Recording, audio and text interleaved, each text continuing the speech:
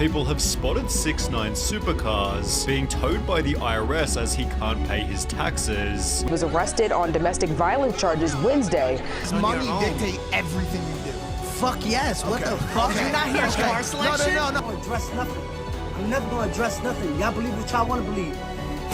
That's a half a ticket right there. She had to go to the ER and get staples to close the cut in her head.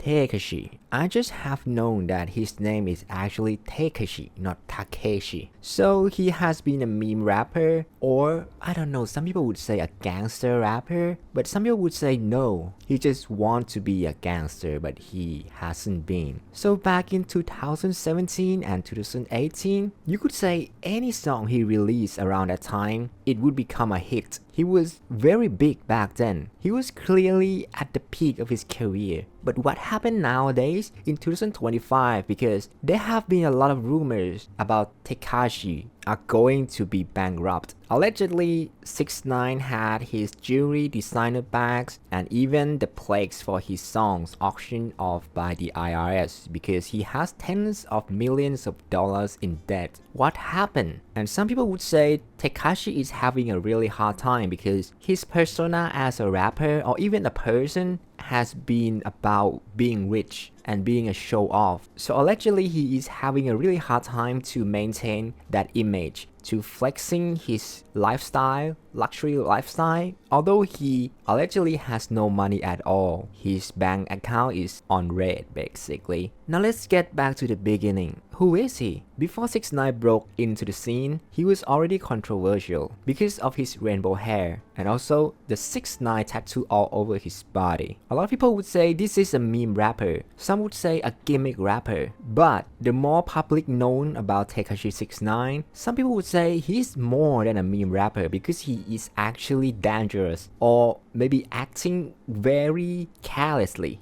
He has been acting like a gangster for all I know. Listen, I'm gangster. I know I'm gangster and I know. Some people would say it is much more disturbing behind the scene. 6ix9ine blew up from his feature on Trippie Reid's song Pose and his hit song Gamo, both of which dropped in 2017. That same year he had to show up in court and was sentenced to 3 years of probation. Because back in 2015, 6ix9ine was at an apartment in New York where he used video. The videos were recorded of a 13-year-old girl doing something you could imagine what I would say. There is not much to say, right? When it came to YouTube video and you say 13-year-old girl and then you say Tekashi 6ix9ine, what would you think? Then the victim's mom saw the video and she filed for a criminal complaint. 6ix9ine, later he claimed that he was 17. But some people believe that he was actually 18. So basically he could actually go to jail with this alleged crime. And another thing that is shocking was in the video's evidence, there weren't just 6ix9ine and that 13-year-old girl, but there was another man. And this allegedly 13-year-old girl using her mouth on another man. I wouldn't say much more than this because I don't even know if it's true or not. But this is court case file, so maybe there's some truth in it, although I haven't seen the video yet. Then 6ix9ine later posted these videos on his Instagram, claiming to police that he did it to make his rapper image look cool. He also claimed he thought the girl was older, but the age difference was significant. So 6ix9ine said he believed the girl was 18. But man, I don't know, how would a 13-year-old girl would look like 18? I think if the girl was 16, it would be more like 18 or even 15 because we have to be direct, right? Some minor actually dress up trying to look a lot older, like wearing makeup, put on short skirt, and some could actually look 18. But I don't know, I don't think any 13 years old would look 18. So I don't know about his moral. One thing about 6ix9ine is kind of weird because he has gangster persona, but we don't actually know is he actually a good person or bad person, or all of these are just acting for clout, for attention, because well, he is a rapper, so he would make money from people attention, right? I don't know if it's an act or not, but I believe 6ix9ine is not a very good person based on so many news, so many rumors, so many people talking against him. Like they have been talking to 6ix9ine, they have been friends with him, and a lot of them have been saying they are disappointed in 6ix9ine. It's like he's not a good person at all. But we have to be fair. Maybe he is a good person. I don't know.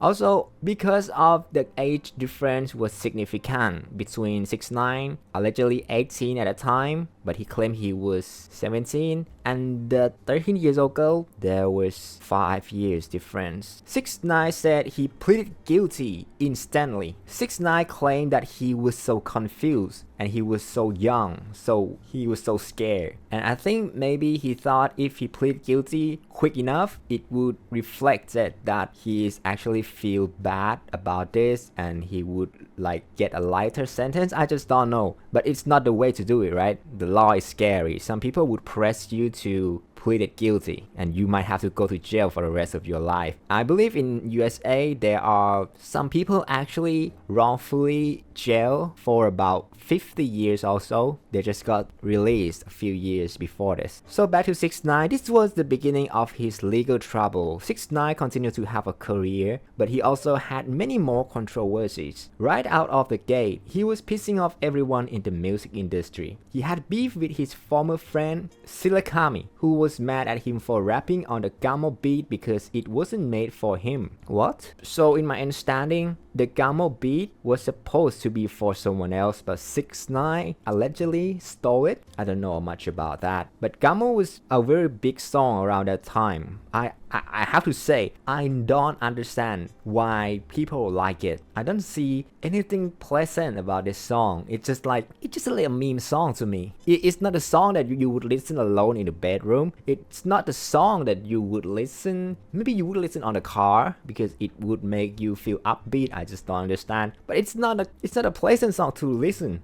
Gamo is now 454 million views on YouTube alone, and I remember backstory about this song was 6ix9ine kinda gathered around the Blood Gang, but they didn't dress like in the music video. So 6ix9ine was, why you are Blood Gang, why you didn't wear the uniform? And then they say like we actually don't in normal day. I don't know, maybe they would like be in trouble if they wear this signature blood uniform. Then 6ix9ine kind of bought this bandana, this and that red color, and asked them to wear it and like filming the music video.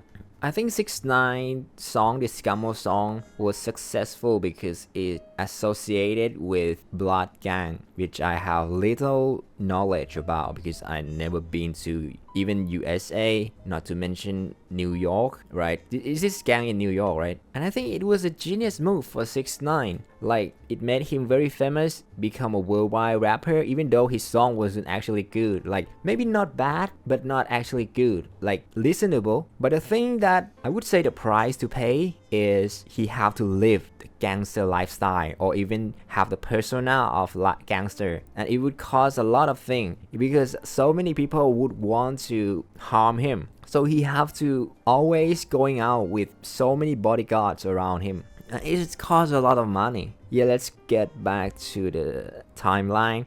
Around the time, 6ix9ine also dissed Trippie Redd, who actually gave him the Gamo beat. And after Trippie denounced him for his case with the 13-year-old girl, 6ix9ine also dissed rapper Casanova during a performance, which led to Casanova trying to fight 6ix9ine. These were just some of the bridges 6ix9ine burned early in his career. Yeah, 6ix9ine having trouble with actually every person, maybe because of his image as gangster rapper, and it is the thing that made him famous in the first place. 6ix9ine affiliated with 9 Trey Gangster Bloods, and 6ix9ine also trying to provoke the rival gangs all the time. I believe the main rival of Blood is actually Crip, I don't know. And this thing led to so many problems falling because so many shows of 6 9 got cancelled because of the rival gang's threat to harm him. And some even not just a harm. In 2018, 6 9 was famously arrested and charged with racketeering, armed robbery, conspiracy to commit murder, and drug distribution. He eventually snitched on his gang member, accepting a plea deal that reduced his sentence from nearly 50 years to just 2 years.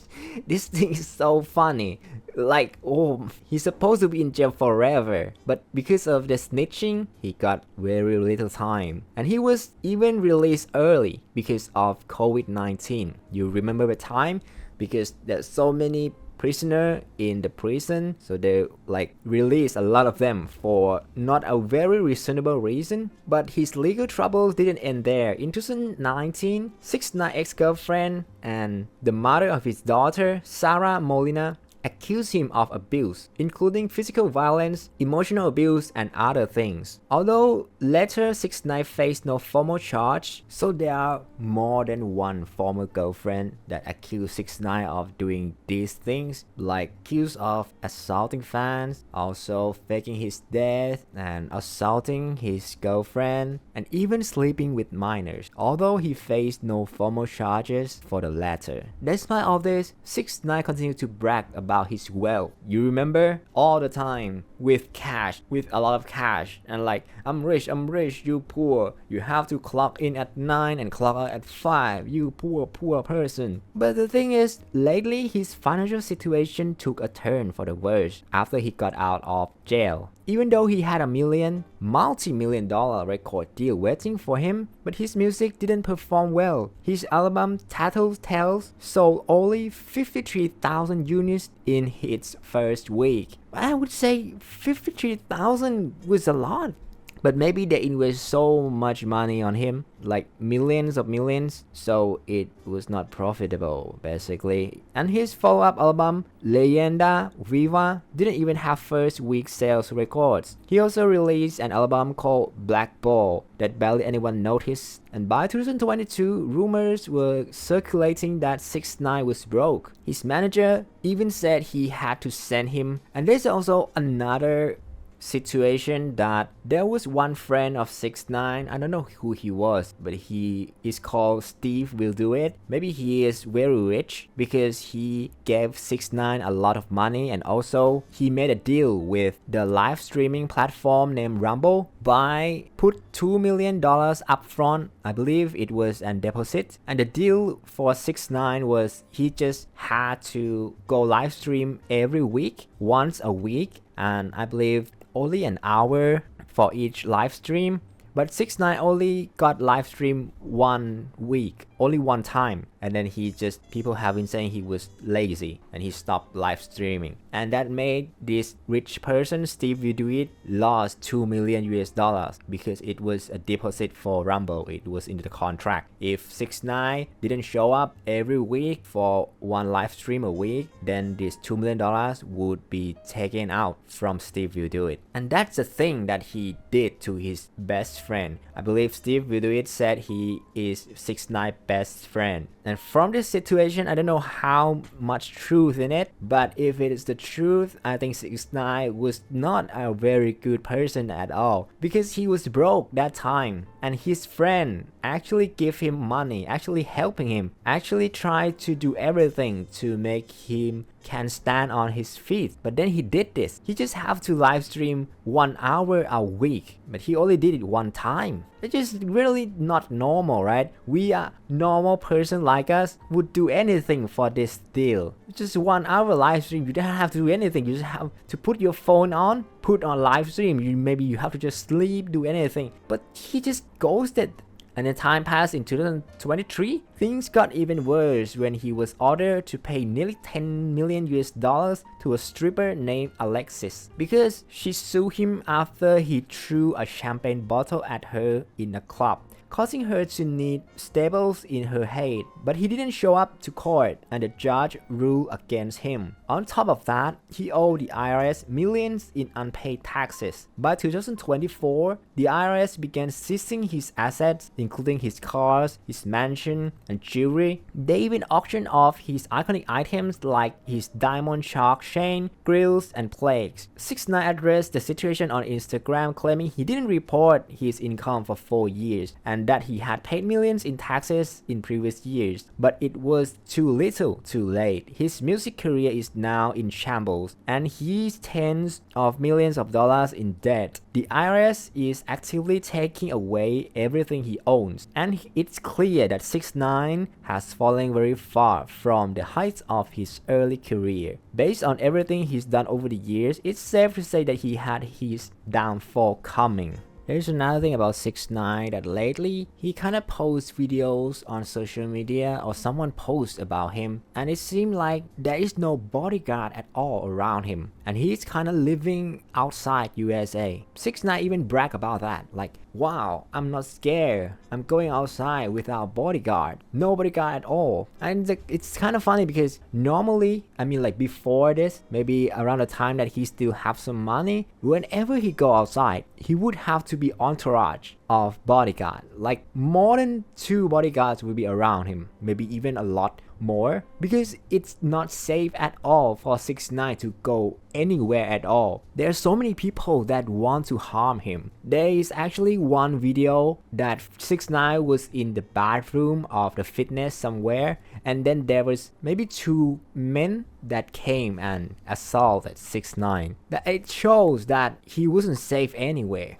But lately he has seen without bodyguard. But people have been saying it's not because he not afraid, but it's because he don't have any money left to hire the bodyguard. And people have been saying lately 6ix9ine have shown less and less of his money on social media. He flexed less and less on social media. If you remember before this, when he was still making a lot of money, he would just like go party, spend so much money, showing a lot of cash, being with so many girls and with his entourage or bodyguard. Yeah, but lately people have been saying that no more about that because he is broke. And it's kind of like because he did it to himself. So many people gave him opportunities, like that guy Steve will do it, but he just, I don't know what is inside his mind. Why did he have chosen that lifestyle? It's kind of very weird. Maybe he wants to keep that persona of being a bad guy, being a gangster, so he has been rude to a lot of people for no reason, just to keep this image. And I think 6ix9ine is one of the person that so many people would like to see his downfall, would like to see he became broke and like being a homeless or anything close to that, because he has been a pain in the ass for many people, right? He snitched on his former friends, so his sentence reduced from 50 years to 2 years, even less than that actually. He has been provoked so many rival gangs of the blood gangs. He has been doing bad things to his girlfriends, and more he has been like looking down at normal people. He has been saying like, well, you have to clock in 5 o'clock. Yeah, so I really would like to see what would happen next to 6ix9ine, because he is supposed to had his downfall a lot sooner. I believe so many people really wanted to see 6ix9ine go to jail for 50 years. People thought that was his downfall, but actually he went to jail for from 50 to 2 years and even less than that because of COVID. I don't know, but this time, because I don't think people like this supposed to be successful in our society. People that harm so many people, people that doing bad things to so many people. Why? What is the reason that he made so much money and living the dream of so many people by being a bad guy, right? Yeah, I hope his downfall actually came. Thanks very much for watching. Goodbye.